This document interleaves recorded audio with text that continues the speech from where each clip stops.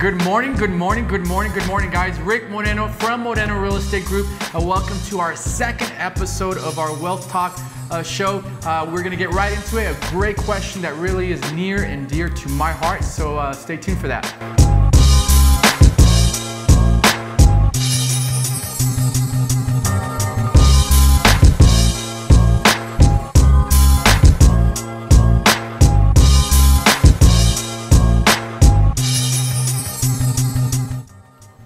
The question that we have today, guys, is an important question that is all too near to a lot of parents and a lot of families across America. It is regarding the student loan crisis, okay? The question is, in order for me to graduate in 2 semesters, I have to take four classes each in the next 2 semesters.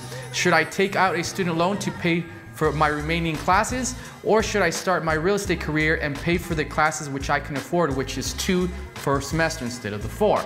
Okay, my quick response, or a long-winded response, however you want to put it, guys, if I could go back in time and slap myself with a reality in a time where I made a critical financial mistake, would be when I was in New York City attending my graduate school, and I took out a student loan. I had half of it on a scholarship, and then I took another half on a student loan, because I had this mentality that I needed to finish my degree plan ASAP. I didn't want to prolong it 1 extra year. I didn't want to prolong it 2 extra years.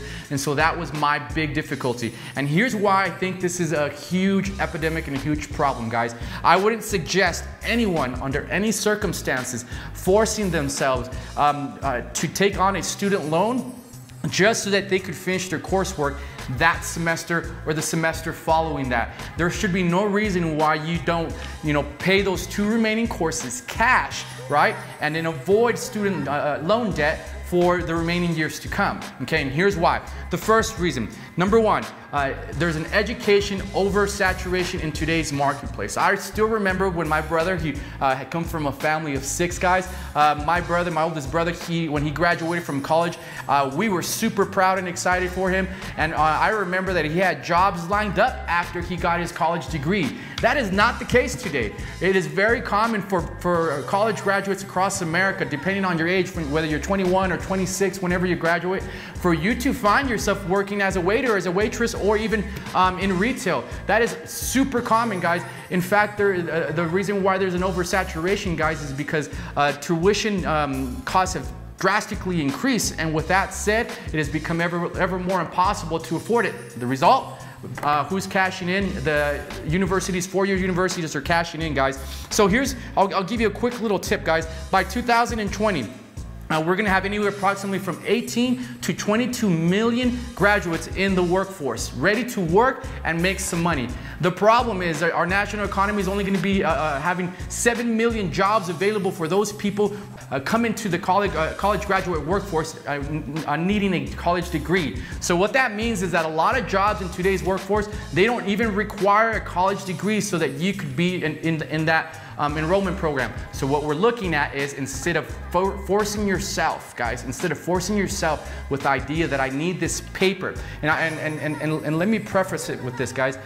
I'm not discrediting the parents that are saying my son or daughter needs to go and get a college degree. There is that old adage saying that, my son, my daughter, we need to go to school, get a good job, and support your retirement. The problem is, guys, that the universities have become drastically more expensive. And as a result, no one is benefiting, only the college universities, okay?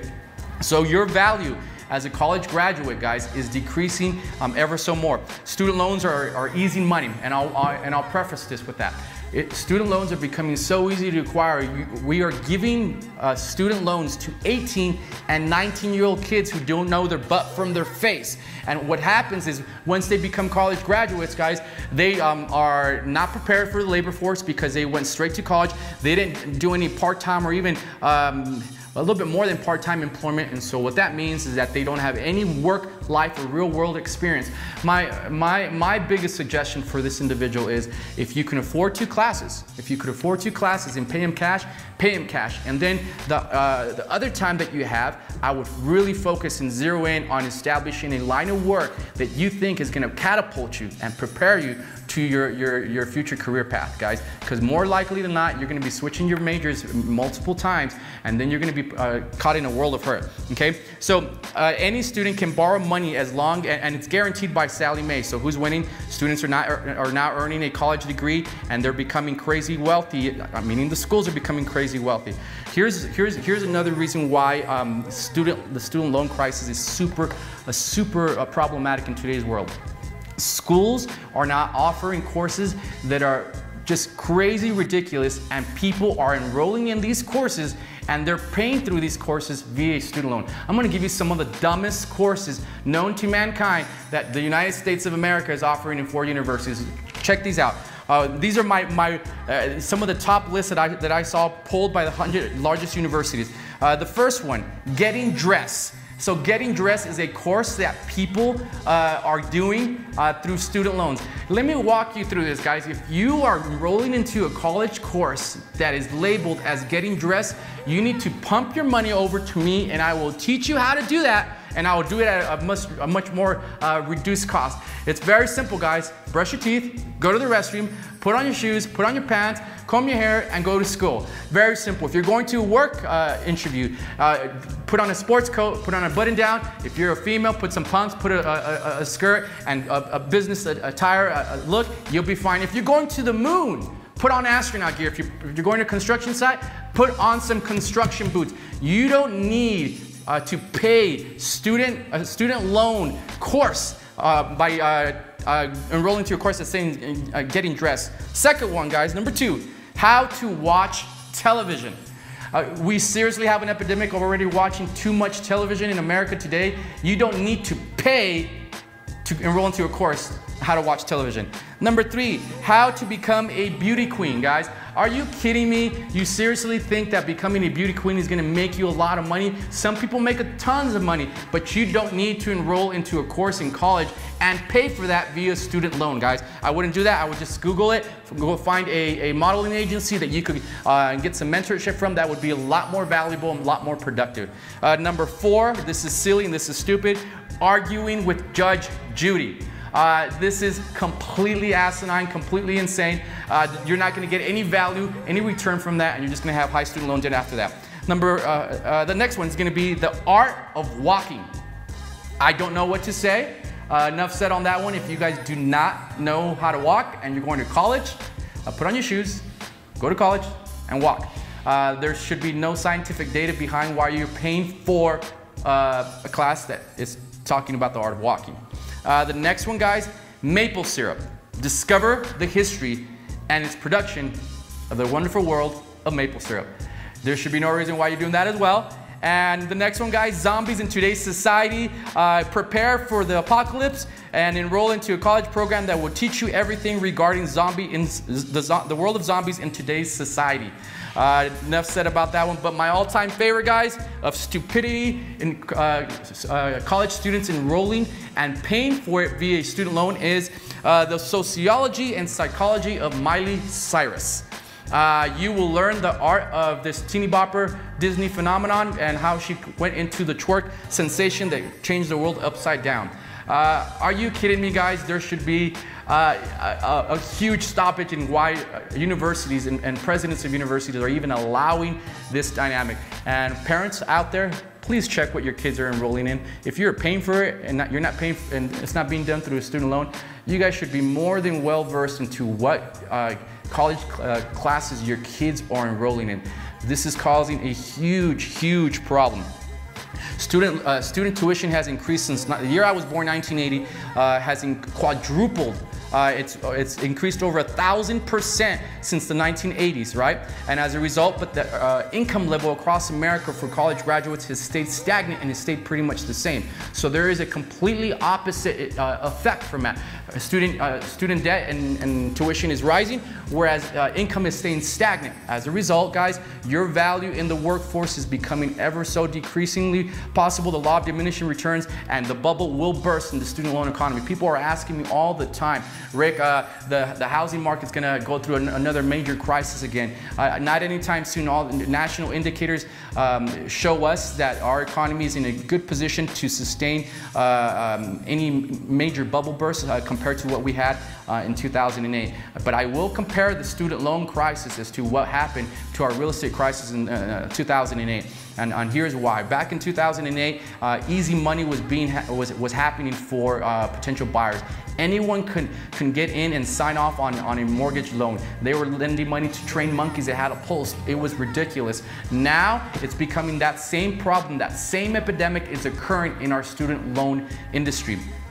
All you have to do is be 18 or 19 years old. Your money is easy money. It's guaranteed by Sallie Mae, funded by the federal government, and you are now going to be in a world of hurt, right? The average debt for a person who graduates from college with student loans, it ranges anywhere from $25,000 on the low end, and there's some people that I know that have over $150,000 in debt. So yes, I'm going to tell this person who asked this question, pay it cash, prolong your acquisition of your college degree 2 semesters, but guess what? When you graduate from college, you're not going to have that semester long of college debt. Let's say that semester will cost you anywhere from $10,000 to $50,000. Let's just put it somewhere in the middle, somewhere like $25,000 or $30,000.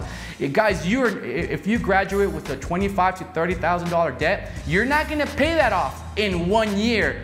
That you're now in your career choice, in your workforce. You're gonna make payments because that's the normal people make payments, right? And you're not gonna pay that off in 1 year. So I'd rather wait on earning a higher income 1 year, but then I'll be joining the workforce debt-free. Super important, because now when you're joining the workforce debt-free, you're not a slave to that system anymore. Now you could do other things. Now you could allocate what you were potentially going to spend on student debt, and you're now allocating it towards an investment or a retirement account and being much smarter that way, guys. The student loan industry will burst, guys. If your school is busting out new buildings left and right, if they're constantly building new buildings, there should be no reason. That's an alarm for you. You guys better be careful with that. Try to do everything that you possibly can to try to pay your courses cash, even if that means 2 courses at a time, 3 courses at a time. Don't be afraid, guys, to work while you're going to school. Parents, I'm going to give you this piece of advice, and it's the best advice that I could probably give you. Do not be that parent that prohibits their kid from working during their college years. Real world involves multitasking. Okay, real world involves multitasking. Some of the best value that I created for myself in the marketplace wasn't from earning 2 master's degrees from NYU. One of my worst jobs, and I would say my most valuable job at this time prior to me starting my real estate career, was I sold vacuum cleaners door to door when I was a college student in California. Okay, going for my undergrad. And I remember doing my presentations before I would go out door to door. I would have my cousins at that time in California just hear my stupid presentation that I was going to help you make your home cleaner and better for your kids. And I was selling an overpriced product that was $2,000 to $3,000 a vacuum cleaner, and I was selling it to different neighborhoods, cold calling and door knocking. That's what I was doing.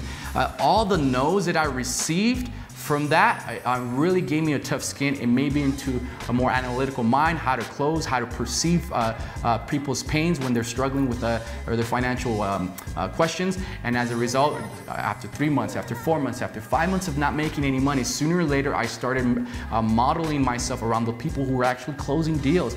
And as a result, guys, then my production started increasing. It is that job that I consider more valuable than me earning a master's degree in finance from NYU. Much more valuable, just because of the intricacies involved in the art of closing a deal. So don't be ashamed to put your kid to work. They will develop a great responsibility. Whenever I had 2, 3 jobs while I was working, on finishing up my degree plan, guys, it made me laser focused. Instead of 1 semester, I only took 1 semester where I did not work. 1 semester when I was in New York City, it was a winter semester, so you're looking at a month where I chose not to work, guys, and I became a little bit lazier. I said, okay, I'll do my classwork whenever, because now I have 4, 5, 6 hours at a time. Whereas when you know that your time is on a constraint, you guys are gonna be laser focused. You know that from the moment that you wake up, you have to write your papers. From the moment that you go to work, you have to be productive at work, and then you get off, then you have to go to the gym, or you have to go eat, and then you have to go study. That is what successful people do. Highly successful people have a lot on their plate and they make it happen. The lazy people figure out a way to say, you know what, I'm not gonna work, I'm gonna focus strictly on school, and guess what? The reality is that there's no statistical analysis proven by those people who are not are not working, and the people who are working, about who has the higher grades. So guys, I'm gonna leave you guys with that. Student loans, guys, they're evil. Try to figure out a way around it. The bubble will burst. Eventually, a lot of these four-year universities, the lower tier 4 universities who are offering crap programs and crap majors, they are going to go under. And then you're going to see the top 2 universities rise, and all of a sudden, tuition will be a little bit more stable. But that's going to be an ugly turn for our national economy, guys. So make sure you guys are wise. Put off your student debt if you possibly can. Pay it cash, and then that way you could have a higher possibility to succeed in the long run instead of spending your 15-20 years paying for your debt, guys. Thank you for tuning in, guys. Stay tuned for the next episode. Rick Moreno from Moreno Real Estate Group. Check us out.